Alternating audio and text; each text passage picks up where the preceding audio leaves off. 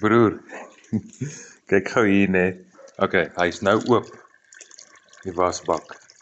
Maar hy was heeltemal geblok, né? Sorry, is bietjie vuil hier binne. Daai P-trap, is mos waar al die kak gaan vassit. Ja, dit is bietjie skoner. Ja, ek het hom getraai met 'n plungertjie en goed, hy wil nie oop nie.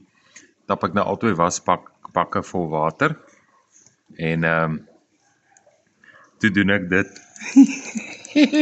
Dit werk soos 'n fucking droom. Toe vat ek die ou, né? En toe werk ek daai ding. Nou is die drein oop. Al die kak het losgekom binne in.